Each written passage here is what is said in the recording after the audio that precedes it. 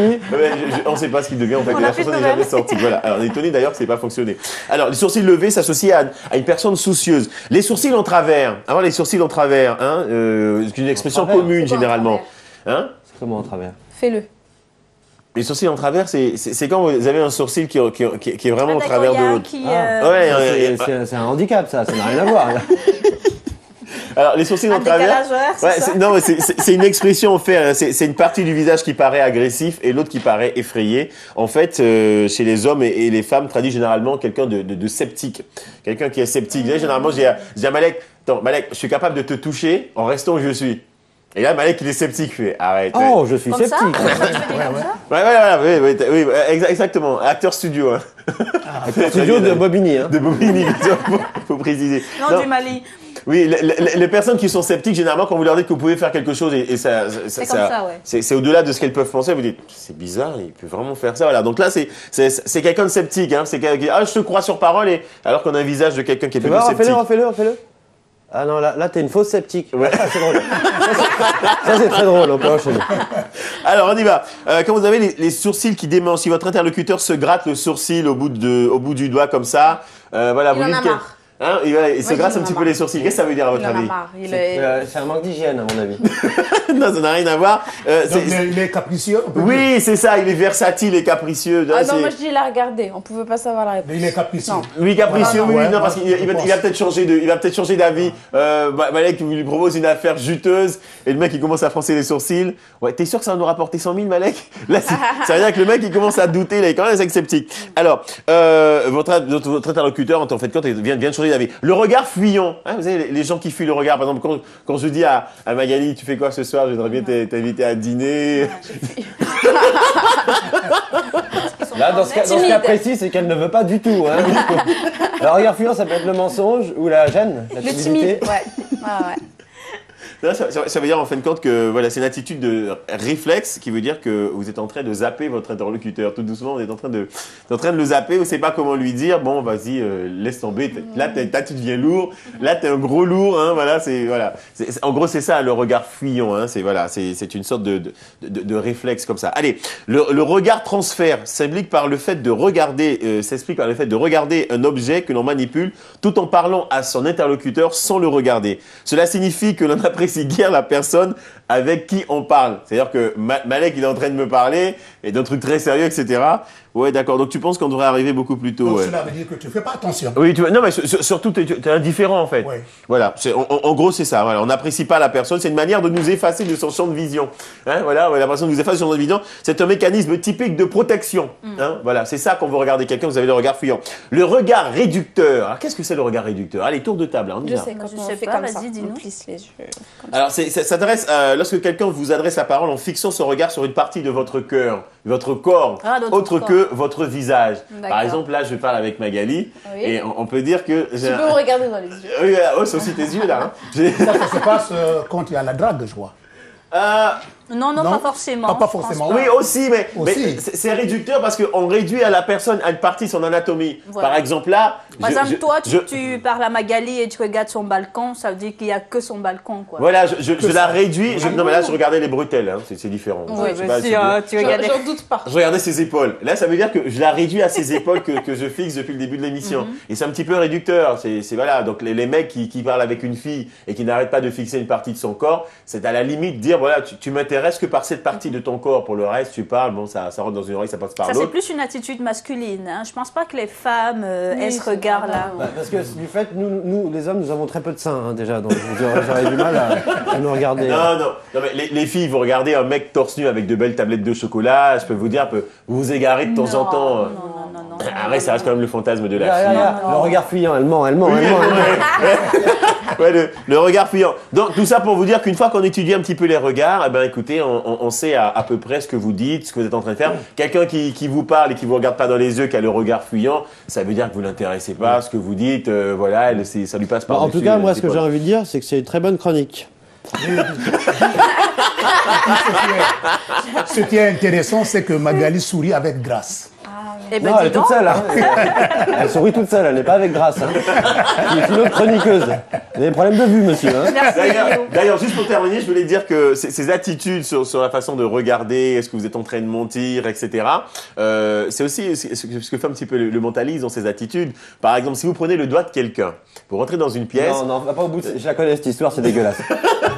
Elle commence pas avec ton doigt. Non. Vas-y, Rio, tu nous la racontes. Je termine en disant, vous prenez le doigt de quelqu'un et vous lui dites de choisir un endroit dans la pièce où elle ne veut pas que vous alliez. Et vous prenez son doigt et vous commencez à la faire avancer en dirigeant son doigt un peu partout.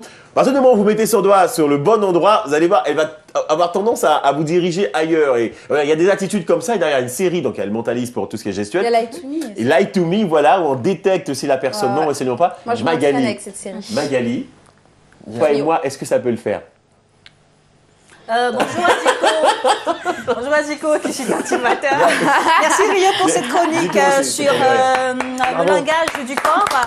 Et nous allons continuer à parler de langage tout à l'heure sur Tantine Matin. Vous savez, le langage, finalement, c'est un art, hein, avec la manifestation qui est vraiment française, une manifestation qui est célébrée sur le plan national, hein, qui nous permet de célébrer la poésie. C'est aussi une autre forme de langage, un genre littéraire.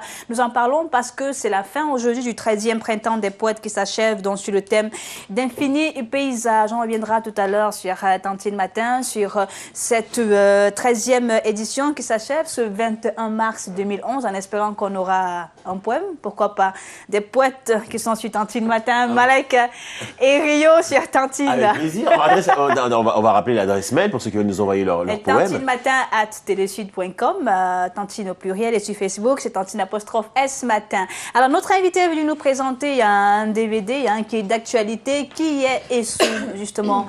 C'est comme ça que s'intitule le DVD, et je vous repose en même temps la question, qui est Essou?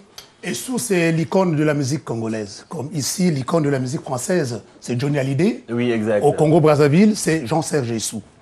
Par rapport à tout ce qu'il a fait, par rapport à tout ce qu'il a eu comme distinction honorifique. Entre autres, Ah oui. entre autres, quelques-unes des distinctions qu'il a pu avoir. Déjà, il a eu le premier prix de la chanson en Martinique en 1968, lors du carnaval. Il avait eu le premier prix et il a été, ce jour-là, la Marseillaise, qui est l'hymne de la France, avait été jouée à son honneur. Ça c'est une distinction. On va regarder quelques photos. On a des photos des sous. Hein. On va voir un petit peu. On a des photos. Il était jeune. Oui, il ça était permettra jeune un petit peu certainement. certainement. Il avait 22 ans, je crois. 22 ans, talentueux déjà. Hein. Talentueux. Voilà sur le petit mais écran. Là, il était déjà adulte. Là. Et puis, il y a d'autres photos, il était jeune. Bon, là, ça, c'est le dernier moment de Jean-Serge Essou. Oui. Là, il est malade, comme vous le voyez. C'était vraiment ses derniers jours. Bon, voilà. Là, il était dans le Rocambambo. Tout jeune. Ouais, il est tout jeune. Il avait, je crois, 22 ans. Et c'est lui le premier chef de l'orchestre OK Jazz aussi. Hein. Comment il est arrivé à la musique, Essou? Moi, je suis parce que moi, je suis de la Guyane, oui. Martinique, Guadeloupe, Guyane. Nous, il y a ce qu'on appelle le zouk. Et là, pour tous ceux qui nous regardent, on va vous dire qui a inventé le zouk et comment le zouk est né. Mais comment Essou est arrivé à la musique, moi? Bon, il a d'abord appris comme tous les jeunes. Il commençait à apprendre la flûte. Là, il y a la clarinette. Là, c'est la clarinette. Ouais. C'est un monsieur qui lui avait acheté ça. Ce monsieur est décédé il n'y a pas très longtemps. Il s'appelait Isidore Diabois. Vous savez même le monsieur qui lui a acheté la clarinette? Oui, je connais. Il s'appelait Isidore Diabois. Les chaussettes, c'est de qui, les chaussettes? Les chaussettes, ce sont ses propres chaussettes. Voilà, ça c'est important dans la biographie. Oui, dans la biographie. Donc, il a commencé... c'est le même monsieur qui lui a appris aussi la flûte. Monsieur Diabois Isidore, après, c'est lui qui lui avait acheté cette clarinette que vous voyez sur la photo. Oui. Après, il s'est lancé... comme tous les autres musiciens. Donc, il est devenu professionnel à partir de 1955. Autodidacte. Oui, autodidacte. Après, professionnel en 1955. Et il a intégré un groupe qu'on appelait, un petit groupe CDJ, Compagnons de la Joie.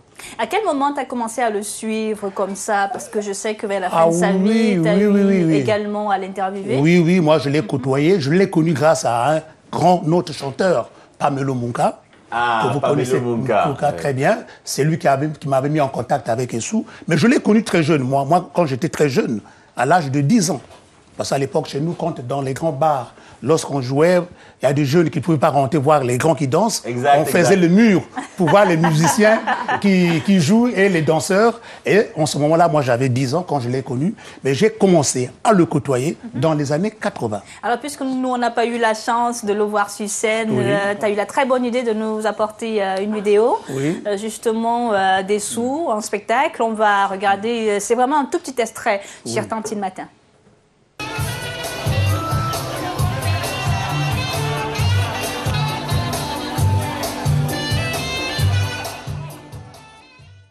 De Paris. Ah là, c'était vraiment très court. Hein, très court. Mais il y a un autre extrait normalement qui doit suivre. Oui, tout à fait. Voilà. Il y a un autre extrait. Bah, peut-être qu'on l'aura, Gary. Et l'autre extrait, c'est encore plus court. Hein. Donc, c'est Ça, vraiment une seconde. Ça sera un do mineur. Au Casino de Paris, lors de la nuit congolaise à Paris.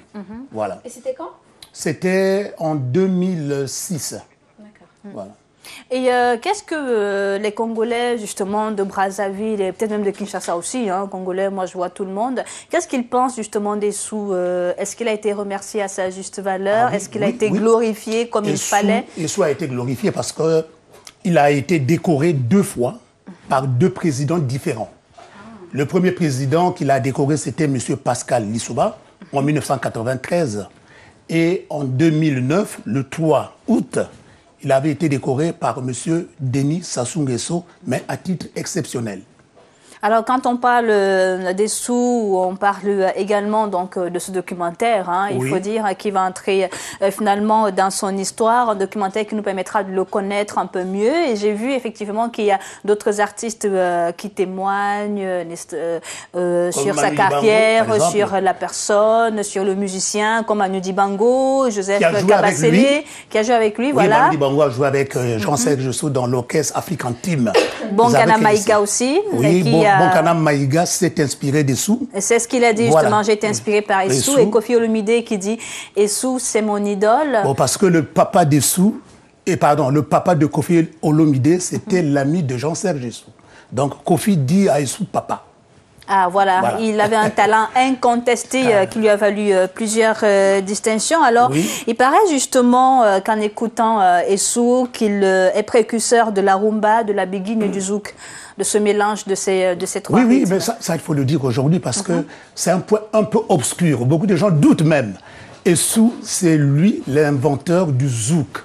Le zouk, la formule est très simple, c'est la rumba plus la biguine. On parle du zouk des Antilles, là? Des Antilles, bien sûr, parce que Essou a séjourné pendant 5 ans aux Antilles, ce que j'ai dit. Quand il est arrivé, il a découvert la biguine qu'il jouait là-bas. Lui, avec son groupe, le Rico Jazz, avec les Freddy Nkunku, avec les Jerry Malekani, Jojo Kavla, les Milia Casino, tous ces gars qui sont allés en Martinique, eux, ils avaient apporté la rumba africaine. Mais ils ont trouvé la biguine.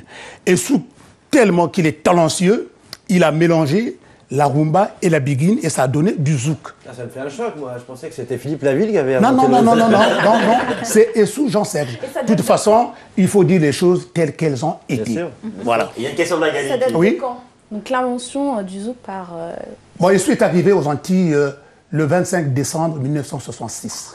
Ah oui. C'est vous qui avez payé son billet? Non. Que retrouve-t-on dans ce DVD? Dans ce DVD, je parle du parcours de Jean-Serge Jussou, de toutes les étapes, c'est-à-dire les distinctions honorifiques. Le jour où il a été désigné l'artiste de l'UNESCO pour la paix. Là-dedans, tu tiens bien ton rôle de journaliste. Oui, tout est là, les éléments sont là. Avec le diplôme qu'on lui avait remis ce jour-là par monsieur...